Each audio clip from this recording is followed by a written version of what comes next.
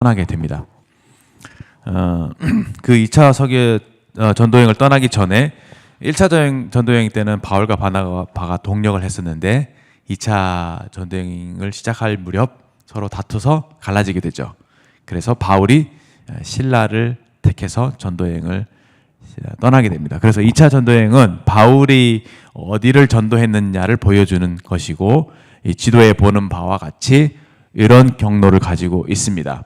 그래서 오늘 본문은 16장부터 18장 22절까지 2차 전도여행 때 있었던 일들에 대한 기록입니다. 되셨죠? 지도를 먼저 보시면 여기 안디옥에서 출발해서 내륙 쪽으로 갑니다. 그 CIL 이렇게 돼 있는 거 있죠? 길리기아입니다. 실리시아 해갖고 길리기아 보면은 그 다소라고 돼 있죠. Tarsus, Tarsus, Tarsus. 이게 영어로 이제 다소거든. 다소. 여기가 바울의 고향이죠. 길리기아 다소. 그 위쪽 그 도라고 할까요? 그 도는 갑바도기아라고 돼 있고, 그 옆에가 넓은 갈라디아 잘 알죠? 그 갈라디아 지방. 그리고 길리기아가 남쪽 해안 옆에 보면은 밤빌리아라고 돼 있죠. 그렇죠? 보이시나요? 그 옆에가 루시아 지방이고, 이 핑크색으로 된 요 지방이 아시아, 흔히 말하는 소아시아 지방이다, 이렇게 얘기하고 있습니다. 그 빨간색으로 여행 경로를 보면 다소를 지나서 그 더비라고 돼 있잖아요. 더비, 그 더베, 그 다음에 리스트라, 그 다음에 그 이고니온, 그리고 여기는 비시디아 안디옥, 거기를 지나서 어디로 갑니까? 드로아로 가죠. 여기까지 쭉 그 터키를 가로질러서 터키의 가장 서쪽인 그 빨간색으로 되어 있는 지방의 해안가까지 가죠. 드로아가 그 해안 지방이잖아요, 그렇죠? 그 도시잖아요. 이제 거기에서 어떻게 합니까? 바다를 건너갑니다. 지금 아시아라고 되어 있는 그 미시아라고 되어 있는 데 있잖아요. 미시아 지방과 그 사이에 바다가 이게 에게시라고 되어 있잖아요. 그 에게 바다가 있거든요. 에게해. 그 바다를 중심으로 이쪽은 아시아고 이쪽은 유럽인 거예요. 이제 이게 중요한 이유가, 바울이 원래는 지금의 그 터키 반도, 거기 이제 아시아 지방인데, 그쪽 지방에서 터키 북쪽으로 해서 이렇게 아시아 지방에서 복음을 전하기를 원했어요. 그런데 2차 전도여행 때 엄청난 전환이 이루어집니다. 하나님께서 그 아시아 지방으로 못 가게 하세요. 성령이 막으시고 어떻게 합니까? 바다를 건너서 유럽으로 건너가게 됩니다. 그래서 유럽의 복음의 문이 열린 거예요. 이제 그 기록이 이제 오늘 우리가 볼 2차 전도여행 때 일어났던 일입니다. 그러니까 16장에 나오죠. 그렇게 해서 이제 저기 MACE, 이게 성경에는, 개역 개정에는 마게도냐 또는 마케도니아, 영어로 하면 마세도니아 이렇게 되죠. 거기 지방이 유럽 그 큰 일종의 도 같은 거죠. 그 마게도냐 지방에 처음 있는 도시가 네아폴리스라고 돼 있고, 그 옆에가 PH 이렇게 된 거 있죠. 빌립보예요. 필로파이 이래갖고 빌립보고, 그 다음에 보면 데살로니가, 또 베레아, B로 시작되는 거 있잖아요. 그렇죠? 그 다음에 이제 그 아래 지방이 아가야 지방입니다. 그 남쪽 해안, 초록색으로 돼 있는데, 그쪽 지방이 이제 아테네, 에센스 돼 있잖아요. 거기 아테네고, 그 옆에가 고린도고, 고린도에서 밑으로 내려면 갱그리아가 있죠. 그 갱그리아에서 다시 바다를 건너서 아시아로 오죠. 핑크색 돼 있는데, 그 아시아에 EPH 된 거 있죠. 에페소스. 그가 에베소입니다. 그 유명한 에베소. 그 에베소에 들렸다가 다시 배를 타고 어떻게 합니까? 지중해로 해서 쭉 해서 저기 유대 지방, 유대 위쪽 그 지방으로 가이사랴 쪽으로 상륙하죠. 그래서 내륙 쪽으로 해서 쭉 올라가서 안디옥으로 돌아오는 이 여정입니다. 이렇게 한 바퀴 뺑 돌아서 아시아를 가로질러 유럽으로 건너가서 유럽에서 아래로 쭉 내려와서 다시 배 타고 그 가이사랴 지방으로 와서 내륙적으로 해서 안디옥으로 올라가는 이 여정이 이제 2차 전도 여행이 되겠습니다. 이 성경을 읽어가면서 여기 있는 지명들을 하나하나 짚어가면서 이제 공부해 두시면 좋습니다. 이번에 우리 교회에서 어떤 형제님 아시죠? 지모 형제님 여기 가신 거예요. 지금 계신 거예요. 우리가 지금 손가락으로 짚었던 그 지방을 지금 다니고 계십니다. 첫날 딱 사진 찍어서 단톡에 올리셨는데 다소 바울의 고향 길리기아 다소 거기서 사진 찍으셨더라고요. 네, 쭉 가시겠죠. 지금 다니고 계시겠죠. 주일학교에서도 이동 선생님 갔다 오셔갖고 우리 저기 디모데 반에서 막 이렇게 간증하신 거 기억나는데 성경에서 이렇게 막 이렇게 문자적으로는 보던 그 지명들을 잘 이렇게 가서 보고 이제 눈으로 확인하고 하면은 진짜 그 감동이 이제 밀려오고 여기가 바로 바울이 다녔던 그곳이고 여기에 이런 성경이 나오는 그런 일들이 있었구나라는 것을 이제 확인하게 되면서 하나님 말씀이 더 가까이 이렇게 다가오게 되는 것들 느끼게 될 겁니다. 그리고 이제 뭐 좀 여담이지만 이런 기회를 여러분들이 나중에 갖게 될 거예요. 뭐 성지순례 예루살렘 가실 수도 있고 나중에 그럴 겁니다. 제가 예언합니다. 그럴 기회가 많을 겁니다.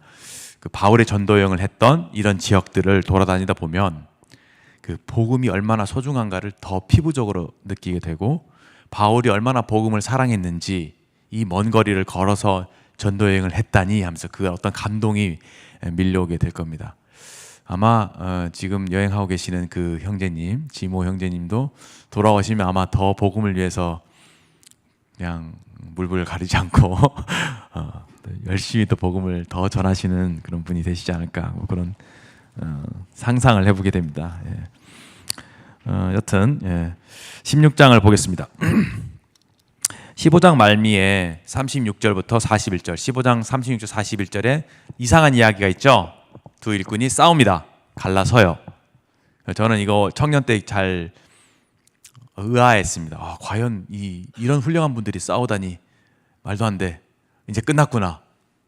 이 복음은 어떻게 되는 건가? 이런 걱정을 하면서 말씀을 읽게 되었는데 감사하게도 이제 첫 번째 포인트는 그러한 다툼이 있었음에도 불구하고 하나님이 은혜의 문을 닫지 않으신다고 하는 거. 여전히 바나바는 바나바대로 바울은 바울대로 하나님이 사용해 주셔요. 그리고 오랜 시간이 지났을 때 그 두 사람의 그 관계의 문제의 핵심이 되었던 마가 요한, 그 마가 요한이 믿음이 회복됩니다. 그래서 그 마가 요한이 믿음도 회복되고 아마 바나바와 바울의 관계도 회복되게 주님이 하셨다고 생각이 되어지고 바울의 서신서에 보면 마가를 데리고 오라 저가 나에게 유익하니라 하면서 나중에는 바울이 마가를 이렇게 받아주는 그런 아름다운 장면을 우리가 읽을 수 있습니다. 단기간에 봤을 때 우리가 다투는 것 이것이 참 큰 문제가 되는 것 같고 그럴지라도 그것을 오버라이드 하시는 그것을 커버하시는 그런 하나님의 은혜가 있다고 하는 것 그것이 오늘 말씀의 주제가 되겠습니다. 이름하여 역전 속에 역사하시는 은혜라고 하는 좀 부분으로 5가지 포인트를 가지고 여러분들과 좀 말씀을 생각해 보고자 합니다. 첫 번째는 이렇게 다툼이 있었어요. 근데 하나님의 역사가 닫혀진 것이 아니라 여전히 하나님께서는 그 복음을 전하는 일들을 바울과 바나바를 통해서 하고 계셨다고 하는 것이고 바울 입장에서는 동역자를 잃었잖아요. 그런데 16장에 가면 하나님께서 새로운 동역자를 주시는데 그게 누구죠? 디모데입니다. 디모데는 굉장히 착한 사람이에요. 칭찬받는 사람. 여러분들 중에서 디모데 같은 분들이 일어나기를 바라는 마음이 있습니다. 어릴 때부터 잘 양육을 받아서 참 마음이 착하고 참 하나님께 헌신되어 있는 사람, 정직한 사람, 선한 양심 있는 사람 그런 사람이었습니다. 그를 이제 여행 중에서 딱 보고 알아보고 동역자로 픽합니다. 그리고 데리고 갑니다.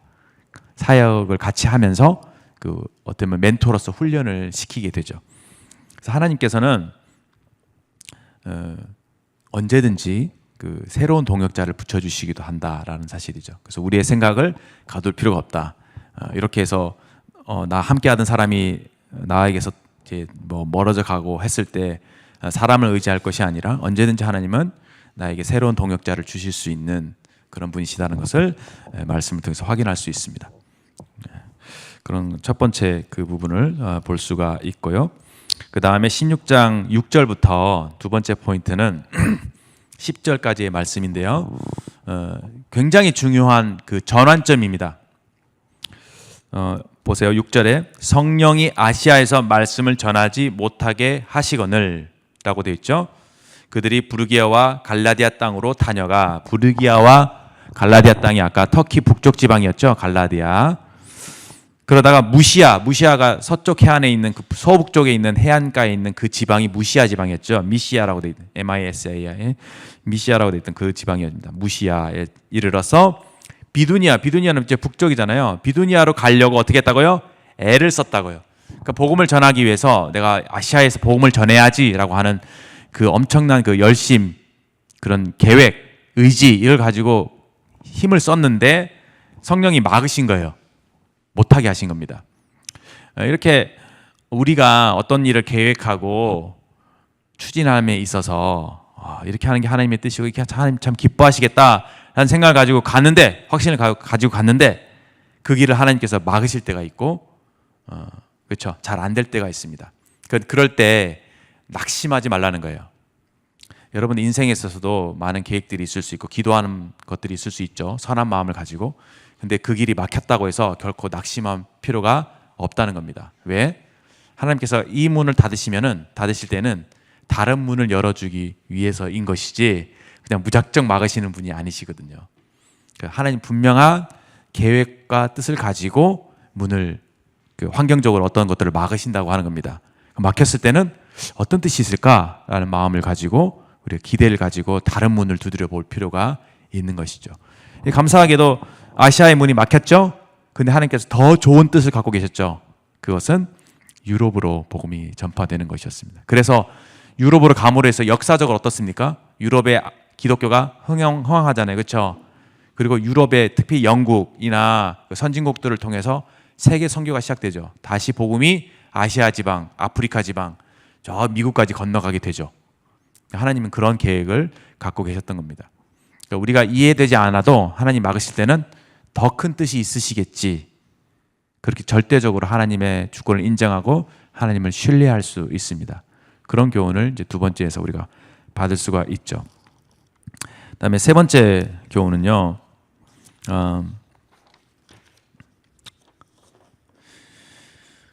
굉장히 어떻게 보면 오늘 이 부분을 좀 많이 여러분 디스커션 하시면 좋을 것 같은데, 바울이 빌립보에 도착을 하죠. 이제 성령 인도를 받아서 유럽의 첫 성이 빌립보에 도착을 합니다.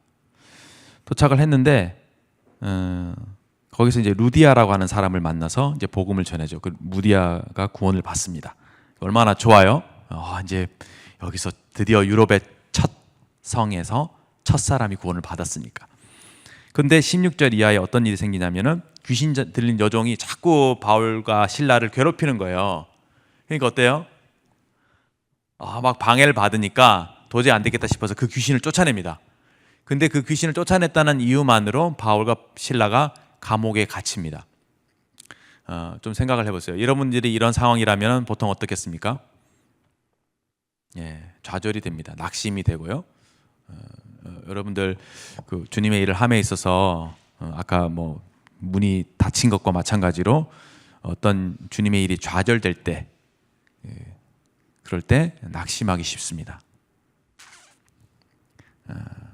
내가 주님을 위해서 이렇게 열심히 하는데 뭐 핍박이야 뭐 그렇다 치고 고난이야 그렇다 쳐도 왜 복음 자체가 전파되지 못하도록 하나님이 길을 열어주시지 않는가, 그런 정도의 어떤 불평을 할 수도 있고, 그 옥에 갇힌 자신의 신세를 보면서 내가 지금 여기 지금 내가 이 감옥에나 갇히려고 내가 이런 일을 시작했는가라고 하는 그러한 얼마든지 그런 낙심이 될 수도 있었을 것입니다. 그런데 바울과 바나바가 어떻게 합니까? 하나님을 찬송하죠. 찬송합니다. 이건 굉장히 우리에게 치사하는 바가 커요. 찬송하니까 어떻게 돼요? 옥문이 열리고 그 옥문이 열림으로 해서 간수가 구원을 받죠. 너무 심플하죠. 복음을 전하다가 갇혔어요. 모든 것이 낙심이 되고 좌절되는 상황이에요. 그런데 거기에서 그렇게 반응하는 것이 아니라 찬송하고 기도했다. 그때 옥문이 열렸다. 기적이 발생했다. 그걸 통해서 복음이 더 간수에게 전파되는, 그래서 빌립보 교회가 탄생하는 그런 하나님의 역사가 이루어졌다. 굉장한 우리에게 주는 교훈이 크죠. 우리가 주님을 섬겨감에 있어서 어떤 반대에 부딪힐 때, 고난을 당할 때, 어려움을 겪을 때 그것으로 인해서 우리의 어떤 신앙을 중단하고 그러니까 엎드려져 버리고 굴복할 것인가, 아니면 그 하나님을 찬양하고 하나님께 감사함으로 주님을 의지하고 일어설 것인가, 이것에 대해서 우리에게 큰 도전을 주는 것 같습니다. 질문입니다. 나눠보세요. 그런 상황이라면 누구나 다 낙심하게 되잖아요. 여러분들 개인 삶을 한번 돌이켜보세요. 신앙생활 하면서 낙심일 때가 많잖아요. 그 상황에서 어떻게 우리가, 그들이 어떻게 하여, 그들이 어떤 일이 일어났길래 그들은 그 낙심의 상황을 찬송으로 바꿀 수 있었을까? 어떻게 하면 우리가 좌절되는 상황 속에서 하나님을 찬양하는 데까지 이를 수 있을까?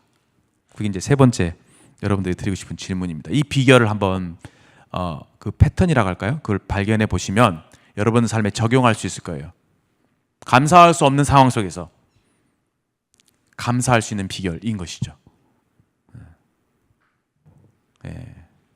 그렇죠? 그 엄청난 어떻게 보면 깨달음에서 오는 것이라고 생각이 되어지고, 일종의 주님 안에서 가지는 그런 마인드와도 관계가 있는 것이라고 생각합니다. 그런 준비가 잘 돼 있어서 여러분들에게 어려움이 닥칠 때 이 바울과 실라와 같이 반응할 수 있으면 좋지 않을까 하는 그런 생각이 들어서 세 번째 교훈을 찾아봤습니다. 네 번째입니다. 이제 이렇게 쭉 여행을 하죠. 이제 특별히 이제 유럽에서 마게도냐 지방에서 그 데살로니가, 또 베레와 아덴을 지나면서 이렇게 쭉 복음을 계속 열심히 전합니다. 그런데 복음 전도에 있어서는 항상 그 두 가지 반응이 나타나죠. 말씀을 받아들인 사람과 말씀을 이렇게 배척하고 핍박하는 사람들이 있습니다. 바울도 그것을 경험했던 것이죠. 우리가 2학기 때 제자도에서 배웠는데, 제자는 어떤 사람? 예수님을 전하는 사람. 우리가 예수님을 전하게 될 때 반드시 환영받는 것만은 아니라는 거죠. 친구들의, 또 주변 사람들의 반대가 있을 것입니다. 그것을 첫 번째는 받아들인 자세가 중요해요. 세상은 주님을 싫어하니까 우리가 전하는, 또 우리가 예수님 믿는다는 그 사실들을 싫어하겠구나, 이런 것들을 인정하고 들어가는 것이 필요할 것입니다. 바울도 여러 가지 그런 일들을 이 본문에서 겪었습니다. 그런데 어떤 사람들은 말씀을 잘 받아들여요. 어떤 사람들입니까? 대표적으로 데살로니가 있는 사람들, 그렇죠? 그래서 데살로니가 전서를 읽어보면 그들이, 데살로니가 사람도 마찬가지고 베레아 사람도 마찬가지고, 공통적으로 어떤 태도를 갖고 있었냐면 하나님 말씀을 간절한 마음으로 받는 거예요. 그리고 이것이 그러한가 해서 날마다 성경을 상고한다. 그 성경을 정말로 그러한가, 아까 회의적인 그런 방법을 통해서, 또는 어떤 좀 따져보는 방법으로 그 진리를 알고자 하는 마음으로 성경을 깊이 있게 연구하는, 또 가까이 하는, 또 관심을 두는 그런 태도를 말하고 있는 것입니다. 특별히 이제 데살로니가 전서에 보시면 데살로니가 성도들이 어떤 태도로 말씀을 받았냐면, 이 바울이 전하는 말씀을 받을 때 사람의 말로 받지 않고 하나님의 말씀으로 받으니까 그것이 어떻게 한다고요? 믿는 자 속에서 역사한다고요. 살아서 움직인다고 이렇게 기록되어 있습니다. 그래서 우리의 삶에 하나님 말씀이 그렇게 힘이 있게 느껴지지 않는 것, 그것이 그런 무엇이 문제일까 생각할 때 이러한 태도, 간절한 마음으로 받고, 또 하나님 말씀으로 받고, 나에게 주시는 말씀으로 받고, 그 말씀을 참 이렇게 진지하게 받고 그 말씀을 실천에 옮기는 그런 태도들이 우리에게 필요하겠다, 그런 생각을 해보게 되는 것이죠. 한번 이 부분도 한번 같이 생각해 보시면 좋겠습니다. 베레아 사람, 그리고 데살로니가 아마 전서에 찾아보시면 데살로니가 성도들이 어떤 마음으로 말씀을 받았는지 볼 수 있을 것입니다. 그렇게 좀 비교해 보시면 좀 교훈이 될 거라고 생각되고, 자, 마지막은 이제 바울이 이제 고린도에 있을 때의 일입니다. 고린도는 이제 아가야 지방이죠.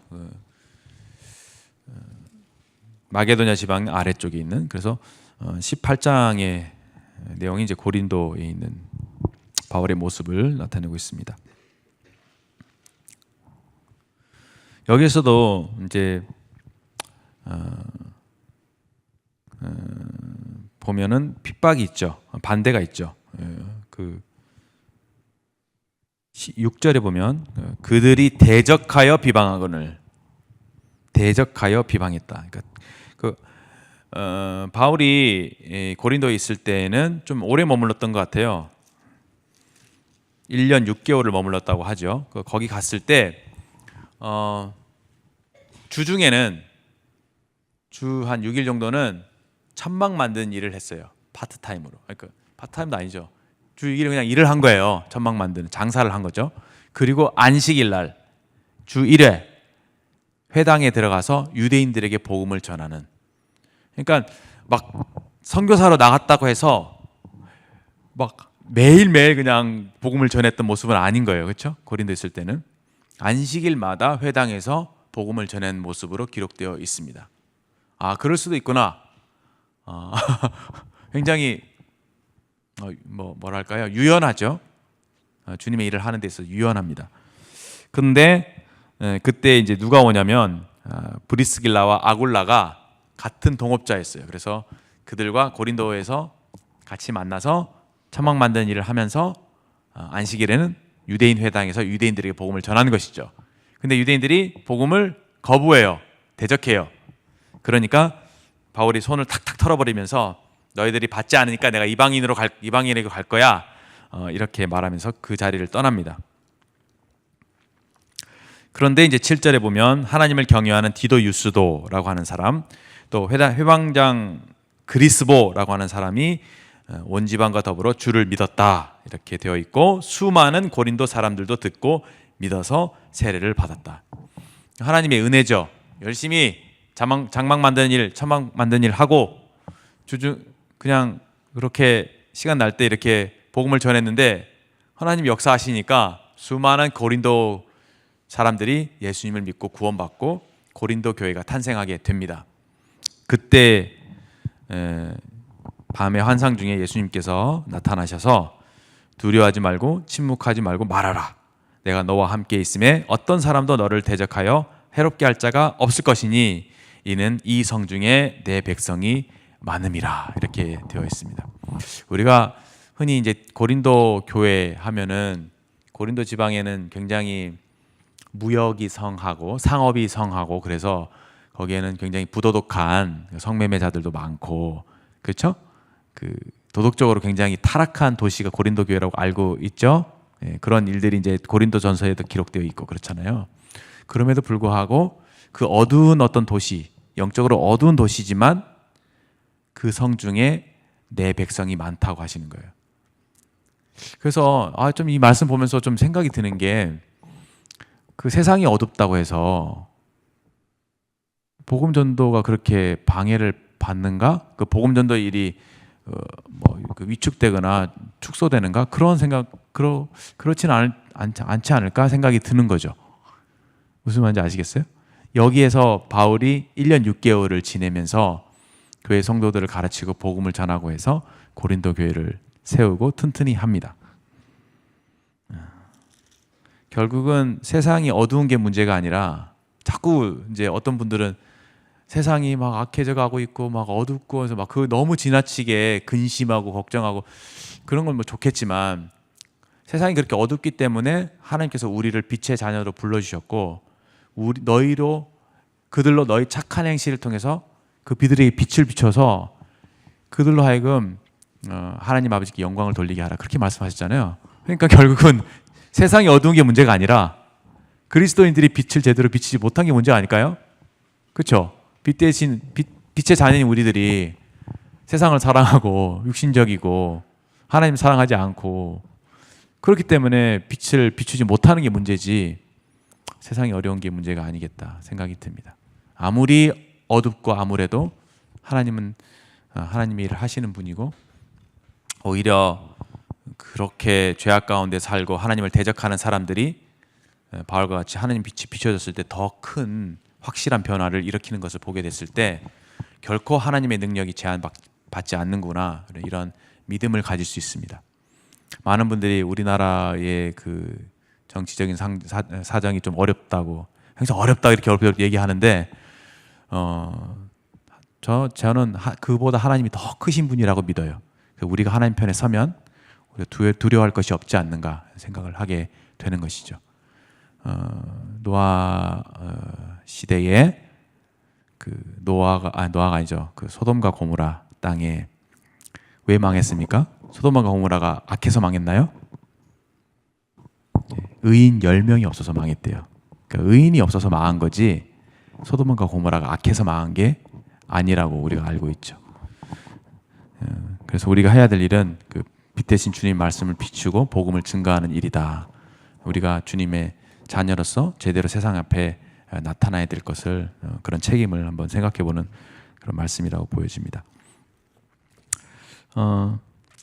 이제 이러한 대적들에게도 불구하고 우리 주님은 어떤 분이십니까? 나타나시죠. 격려해 주시죠. 힘을 주시죠. 계속 그 길을 갈 수 있도록 하시죠. 그리고 어떻게 하세요? 브리스길라와 아굴라라고 하는 동역자들을 보내어 주십니다. 그 다음부터 그들과 함께 다니게 되거든요. 하나님은 그 하나님의 일꾼들을 격려하실 때 동역자들을 통해서 사람을 통해서 격려하시는 일을 많이 하십니다. 그래서 여러분들이 좀 그런 마음을 가지면 좋아요. 이제 주님을 위해서 일하시는 그런 분들을 옆에서 좋은 동역자가 되어주는 것도 하나님의 손에 크게 쓰임받는 일이라고 생각됩니다. 이번에 이제 필리핀도 캄보디아 선교지 다녀왔잖아요. 제가 지난번에 캄보디아 갔을 때도 그 선교사 형제님 부부가 큰 격려를 받으셨어요. 너무 그렇게 막 너무 크게 얘기해 주시는데 그 정도인가 싶을 정도이지만 그때 저희들의 방문과 그리스도 안에서 교제와 이런 것들로 인해서 많은 위로를 좀 받으셨다고 얘기하시더라고요.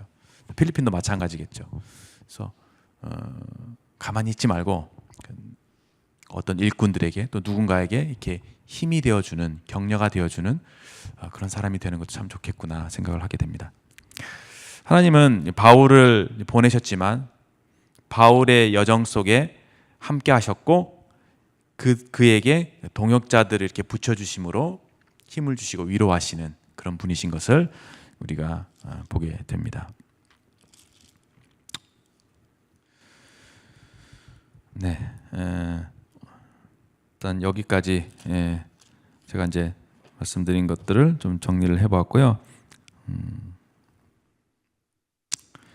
바울은 그래서 이제 이런 말씀을 받지 않는 것에 대해서 굉장히 거기에 집착하거나 속상해하거나 물론 그들을 복음을 사랑하고 영혼들을 사랑하는 마음이 있었지만 속상해하지 않았다는 거, 거기에 매이지 않았다는 거. 그래서 유대인들이 그걸 볼 수 있죠. 보세요. 로마서에 보면은 내가 그리스도에게 끊어질지라도 유대인들이 나의 형제들을 위해서 복음을 전하는 게 최선을 다하겠다. 내가 그들에게 정말 열정적으로 복음을 전하고 싶다는 마음을 가졌어요. 그리고 이 이후에 3차 전대행이 끝난 쯤에 예루살렘에 핍박이 있고 자기를 죽이려는 사람이 있다는 걸 알고도 유대인들을 사랑해서 그들에게 복음을 전하러 갑니다. 그렇죠? 목숨을 내놓고 가요. 하나님 복음을 증거한 일은 내 생명도 귀한 것으로 조금도 귀한 것으로 여기지 않는다고 말하면서 그 길을 가요. 그 정도로 유대인들을 사랑해요. 근데 이 말씀에서 어떻게 봅니까? 회당에서 전했는데 그들이 대적하고 믿지 않아요. 그러니까 거기에 속상해하고 낙심하고 주저앉습니까? 그렇게 안 하죠. 탁탁 손을 털죠. 하나님께서 이들에게는 문을 이제 기회를 닫으시는구나. 그럼 어느 쪽으로 열어주실까요? 이방인이죠. 이방인에게로 전환해서 또 계속적으로 복음을 전하는 삶을 삽니다. 우리가 전도할 때 그래요. 이제 가족 전도가 제일 힘들겠죠. 가족 전도는 계속 평생 기도해야 될 기도 제목이라고 생각됩니다. 근데 친구들 사이에서 이런 태도는 좋은 것 같아요. 하나님께서 지금 어느 친구에게 역사하고 계시는가. 그래서 조금 이렇게 얘기를 툭툭 던져보면 그 일종의 입질이라고 하죠. 지금 마음이 낮아져 있고 복음을 들을 만한 준비가 되어 있는지 우리가 파악할 수 있습니다. 아니면 아주 강팍해서 듣지 않으려고 한다든지 이런 것들 알 수 있죠.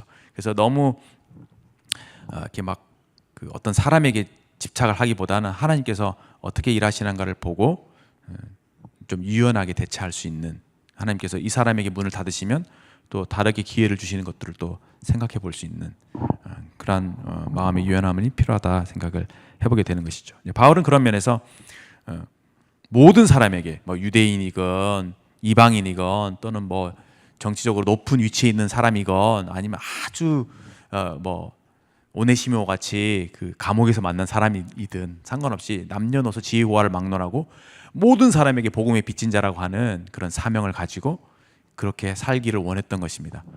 참 놀랍죠. 그래서 유대인들에게는 유대인처럼 되고 이방인에게는 이방인처럼 돼서 어떻게 하든지 내가 이들을 복음 안에서 품으리라, 그런 열정을 가지고 있었던 사람이었습니다. 그릇이 크죠. 그 포용력이 엄청 대단하죠. 여러분 그런 사람이 될 수 있을까요? 비단 성격의 문제가 아닙니다. 이냐 아이냐 이 문제가 아니에요. 그 복음이 그만큼 힘이 있습니다. 그 뜨거운 사랑, 그 복음에 대한 뜨거운 열정, 이것이 그냥 그 사람 사이의 장벽을 뛰어넘게 만듭니다.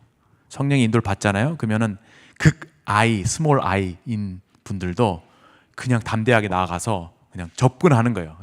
장벽을 깨고 접근하고 다가가고 활짝 웃으면서 그에게 사랑을 나타내고 입을 열어서 담대하게 복음을 증거하고, 그러면서 온유하고 겸손한 마음으로 복음을 증거하고, 그런 모습들이 주님이 기뻐하시는 모습이겠다, 또 바울에게서 배울 수 있는 모습이겠다, 그렇게 생각이 되어졌습니다. 여기까지 하겠습니다. 그룹으로 나누어져서 또 잠깐 얘기하신 다음에 마치면 좋겠습니다. 잠깐 기도할게요. 하나님 아버지, 바울을 통해서 또 하나님의 은혜를 보게 해주신 것을 감사를 드립니다. 저희들에게 주신 교훈을 마음에 잘 간직하고 하나님께서 기뻐하시는 그런 복음을 사랑하는, 주님을 사랑하고 전하는 그런 참된 제자의 모습을 저희들로 갖추게 도와주시기를 구합니다. 예수님의 귀하신 이름으로 감사하며 기도합니다. 아멘.